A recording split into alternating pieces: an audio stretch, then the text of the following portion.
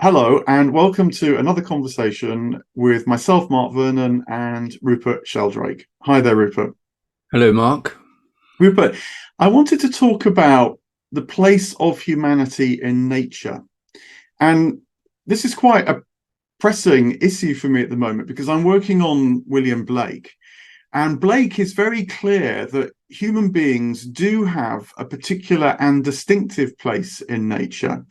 And this seems to conflict with a lot of thought, both sort of general, but particularly ecological, which is quite inclined to see humanity as a problem, if not the problem in nature, as if nature might be better off without us, as opposed to Blake's view, which is very clear, actually, that we add something to the natural world, as well as being part of the natural world, of course, that would be a loss to the natural world without that. So I wanted to tease sort of these things apart. Maybe a starting point is to ask you, how do you see our place in nature? Are we a problem, or is there something more subtle that your work illuminates? I don't know if my work illuminates it, but it clearly depends what point of view you look at. If you look at ecological destruction of species, diversity, etc., we're definitely a problem. The climate change and so on. Climate change has happened many times in the past without human beings, so it's not as if we're uniquely responsible for climate change. I mean, after all, there was a whole series of ice ages, which were about as dramatic a climate change as you can get. It had nothing to do with humanity. So clearly we're a kind of problem at the moment, but also we bring something to the world, maybe the whole universe, which wasn't there before. And clearly that's to do with both our consciousness, our inventiveness, our creativity, and our technologies. And without human beings, the whole of the other realms of life on Earth, including, plants, animals, fungi, bacteria, are classified by us, studied by us. The rocks and the history of the Earth are illuminated by geology and evolutionary science. Astronomy and cosmology reveal to us the size and nature of heavenly bodies like stars and planets and galaxies. No one knew there were galaxies until about 100 years ago. I mean, this is all quite new discoveries. Then, of course, all these technological advances that enable rapid communication, heavy lifting, transport and railways. I mean, there's so many microscopes. All of these things illuminate the realm of nature and bring it into consciousness. And it's only through humans that can happen. So there's clearly something very special about what we are doing, as well as these terrible destructive effects we have on the world, bringing into consciousness something about the nature of the universe. And we just don't know when we look out at the sky at night whether there are beings on other planets who have telescopes and Hubble Space Telescopes and James Webb telescopes and things, who are studying the whole cosmos, or whether it's only human minds that have penetrated beyond their local solar system to the vastness of the cosmos. It may be only human minds may have done this. We don't know. So it seems to me that that's one of the great aspects of humanity. The other one, I suppose, is the one that all religions emphasize, namely the capacity of humans to connect with the divine mind or the ultimate consciousness, and therefore have a direct connection or insight into ultimate reality, a direct link. And in Christianity, of course, this comes out in the idea of Jesus as the Son of God, as a human being filled with the divine nature, human and divine at the same time. And this then feeds into a whole series of movements through Christian history of the idea of the divinization of humanity. I mean, even in a secular form, in the early Soviet Union, they called themselves the God makers because they saw themselves as transforming humanity, where humans had actually become God in the ideas of some secular humanists. But this is all to do with this transformational complexity of that humans' consciousness brings to the universe. So it seems to me that that presumably is the main thing that we'd have to cling on to if we want to think of ourselves as very special and maybe inevitable, or certainly a major part of the cosmic evolutionary process. Yeah, those ideas maybe connecting with notions of emergence. In a way, perhaps you're alluding there to the idea that the cosmic story can be told as one not just of gradual development, but the emergence of radically new forms. So from an undifferentiated, hyper-dense ball of energy just after the Big Bang, there's a bit of cooling, and with that comes a phase transition from which subatomic particles and then atoms emerge, and then you get molecules, and then you gradually get the coalescence of molecules and into stars and so on, and you get new processes being formed and planets. All sorts of things start to emerge along this pathway with these phase transitions that just weren't conceivable before. And of course, eventually you get life, so animate as well as inanimate things, and then consciousness, and then even self-consciousness, as we have. And so in some way, we are maybe not just part of this process, and maybe not even just, so far as we know, the most complex form that this process has so far given rise to. But when you integrate or think about this notion of the phase transitions, the point about this is, how does real novelty enter the cosmos through processes of emergence? Are sort of bottom-up processes enough to account for this? And my understanding is that there's quite a debate about this, partly in evolutionary circles, actually, but also when you consider the philosophical implications of this kind of physics.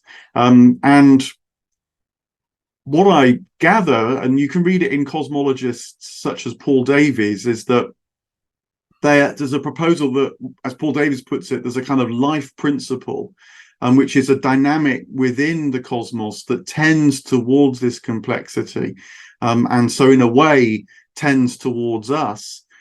You can add in a little bit of panpsychism. I've recently been reading the new book by Philip Goff, the philosopher who's a great advocate of panpsychism, and if you add that element in, then there's some sense in which the cosmos, its own intelligence, its own mind, inclines things to go in a certain way that leads to us, and even gather up our suffering, what happens to us, in order that a different future might be possible. But maybe you can even add a sort of third level to that, which is that if there are top-down processes as well as bottom-up processes, or you might even say a kind of pull from the future as much as a tendency from the past, then we, in terms of the complexity of things, might be in the sort of vanguard of that by the exercise of our consciousness with this particular element of self-consciousness. And so I don't know whether this is quite how any scientist would put it, but are at the sort of the leading edge of these developments, and so are necessary, not just as that from that which has emerged, but that which might emerge too. This is all premised on the idea that, on the assumption that we're the only self-conscious creatures in the cosmos, which of course is very moot.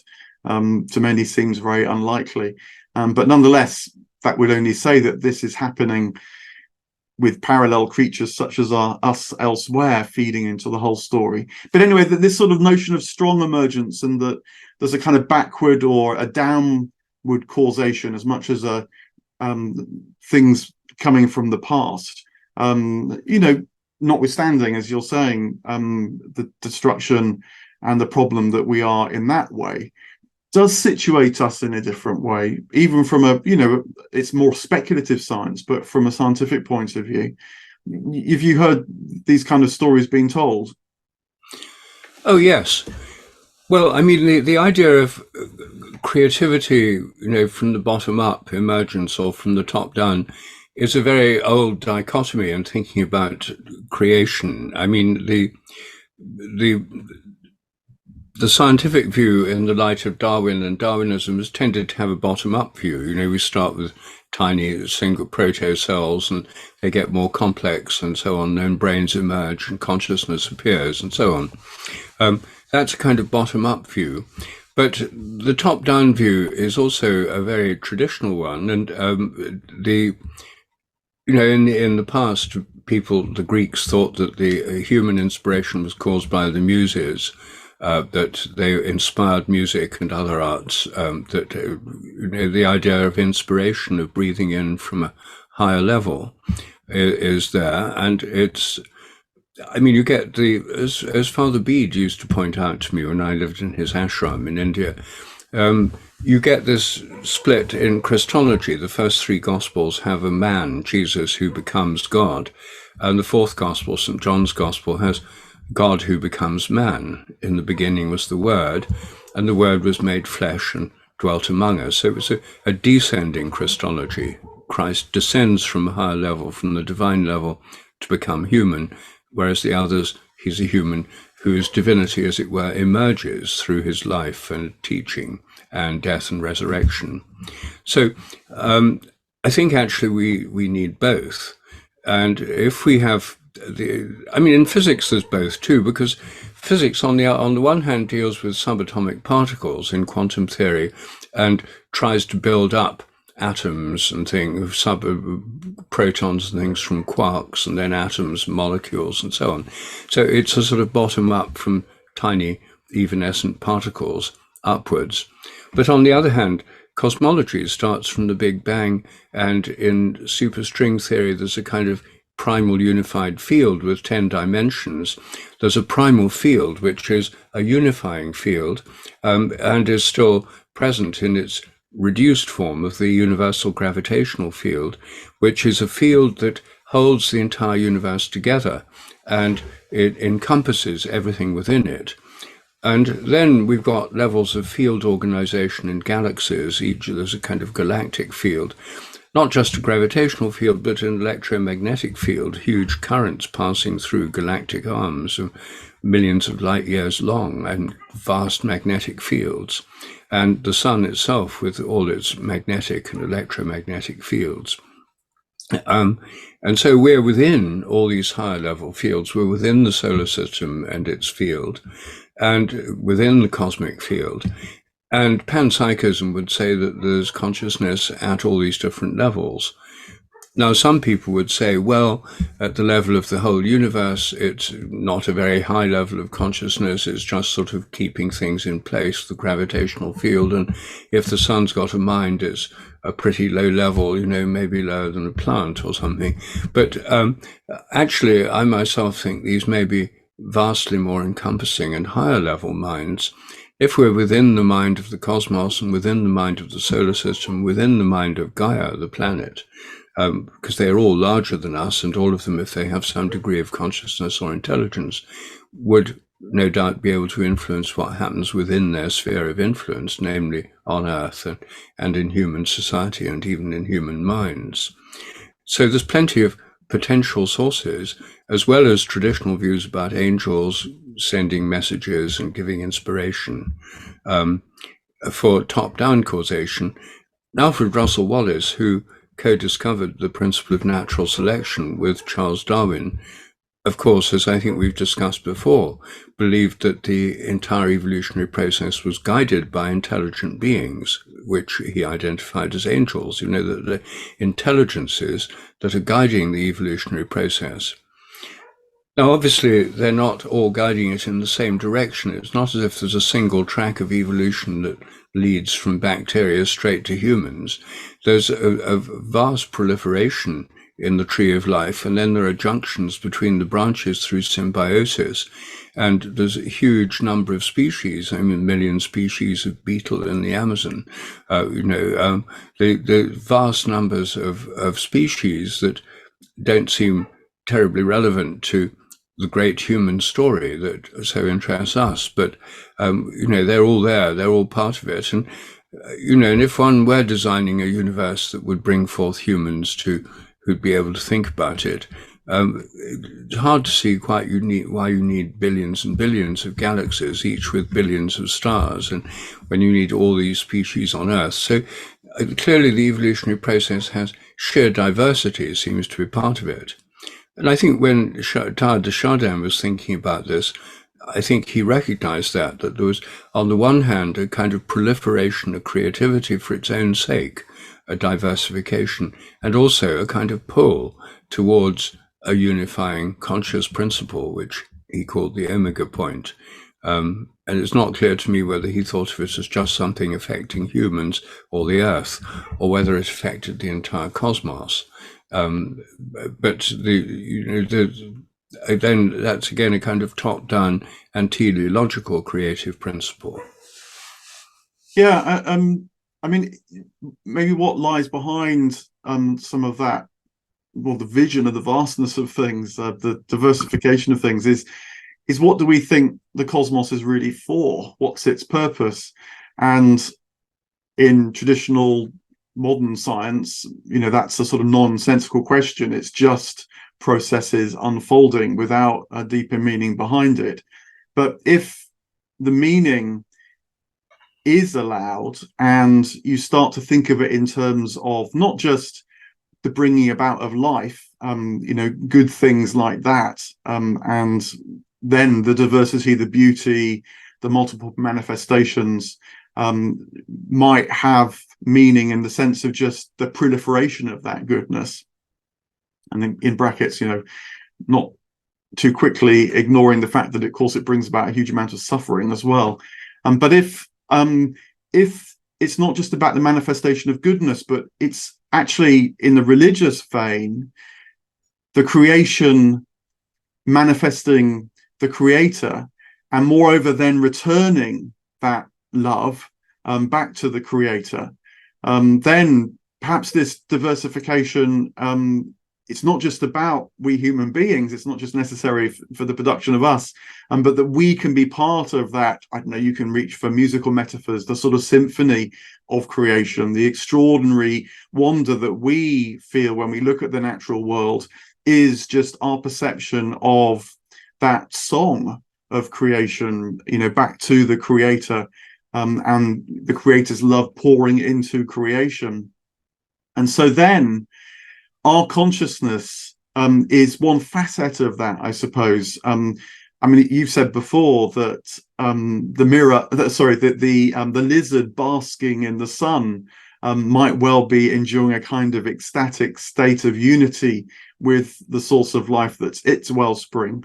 Our ecstasy, our praise, if you like, is a self-conscious, deliberate, developed, participating manifestation of that too. So if you see, the purpose of creation as actually an expression of the divine life, in the early Christian church, figures like Gregory of Nyssa, I believe, would say that the creation has actually happened primarily within God, and that what we're experiencing is a temporal unfolding of that eternal presence. Then humanity's role, it's not like a sort of pivot point upon which the future of the cosmos depends, but it's one distinctive participation in that, that great symphony of life, that sort of conversation between the divine origin and the created world. But we give expression to it in a particular way. Maybe there are creatures elsewhere that give expression to it in other ways as well. And when you're talking about the infinite divine, you would expect that, in fact. How could one finite mode, even in the diversity of human religion and so on, be enough? There would always be more. I guess when I'm thinking back to Blake, that might be another way in which humanity has a role in nature, when nature is seen not just as blind process or even deliberative process giving birth to things like life and consciousness, but as related to its origin, its source. Well, that all makes sense to me. I think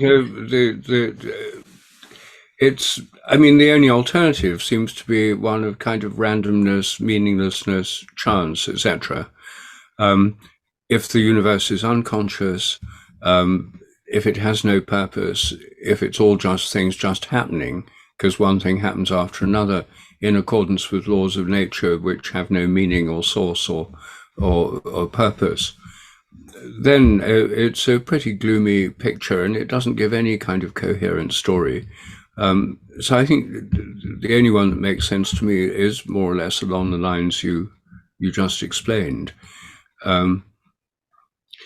I don't know though how well. I mean, one further point perhaps worth mentioning is that we're in this process because we've become so creative ourselves. I mean, humanity is now super creative and becoming more and more creative all the time. If you look at the Stone Age, you could have periods in the early Stone Age where technologies remained more or less the same for thousands and thousands and thousands of years. People were born and died in societies which more or less repeated what their ancestors had done for very long periods. And that's more or less what most species are like. They're creatures of habit, and they stay much the same for very long periods as human cultures did. But we've now got onto this ever accelerating path of development that really started in the last 2,000 or 3,000 years, or 5,000, 10,000 years with agriculture, or 20 or 30 or 40,000 years with art in caves and that sort of thing. I mean, it's relatively recent if you take into account 1 million years of human history and maybe more with different forms of humanity before that. So basically, rapid change is a very recent development, and most species don't do that. And so something's come into humanity that's led to this huge acceleration of creativity. And if part of the purpose of the universe is creativity and diversity, then we're obviously part of it. We've become part of this creative process at a kind of accelerating rate. So in that sense, we're co-creators with the evolutionary process. And I think where that's most obvious in biological terms is the areas that Darwin himself was so interested in, namely plant and animal breeding.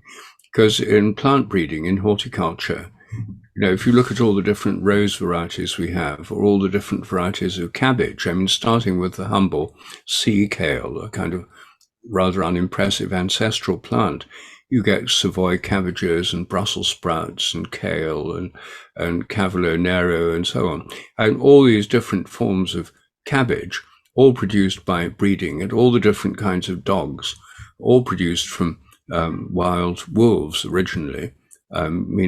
These extraordinary range of forms that have come about through plant breeding. When you go around a garden, most of the plants you see have been bred by plant breeders, and when you buy fruit at a vegetable stall or a fruit stall, those varieties have all been bred.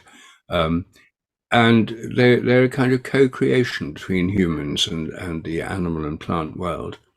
And of course, our technologies are co-creations as well, because we're using what raw materials we find in the earth, iron and titanium and silicon and that kind of thing. And we build all these amazing devices out of them. And now with artificial intelligence, we're speeding up the entire process even more with computers.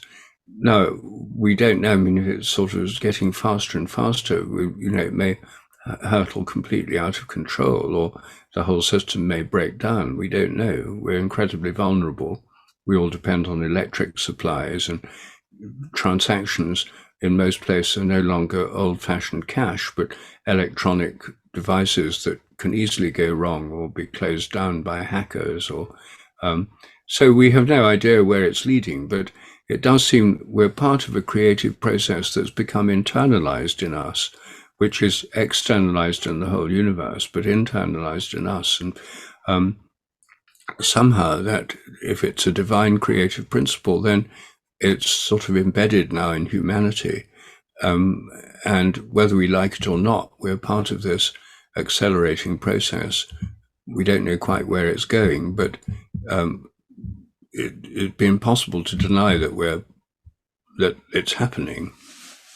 Yeah, I mean, it makes me feel that perhaps we need a sort of expanded notion of this kind of progress or development as well, and not just technological process, progress, with all the advantages that no doubt brings, as well as the interest and fascination. But that, well, when you were talking there about the different kinds of cabbage, it made me think about the naming of things. And again, this is a great feature, certainly, of the Judeo-Christian tradition, the importance of humanity in naming in the book of Genesis. And I wonder whether it links back to an older understanding of knowing, what it is to know something. Because in the medieval world, in the ancient world, to know something was to participate in it. It wasn't just to stand back objectively and sort of give it a tag, as if the purpose of naming was primarily to categorize. Rather, the naming was itself to draw something out of that which was being named, so that both the namer and that which was being named had a kind of enriched life as a sort of product of that. It's quite hard to make sense of that now, except that this verb to know is also used of union, in fact, and sexual union in particular. So in the Old Testament, the knowing of Adam and Eve was a way of talking about their sexual union.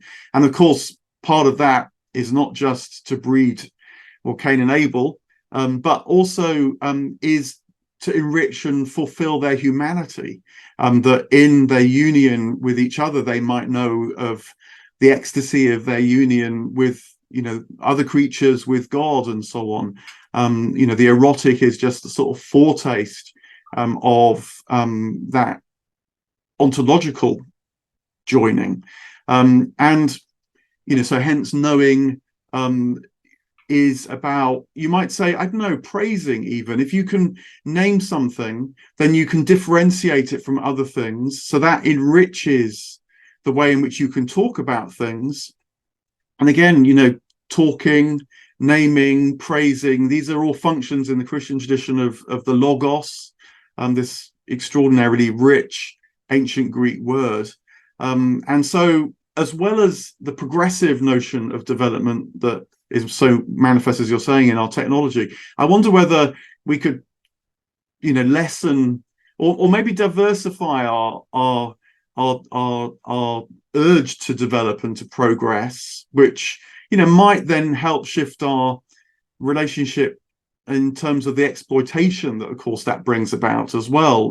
Progress is very much part of the denuding of the environment, as much as the diversification of the environment when you go to a garden or you go to a supermarket.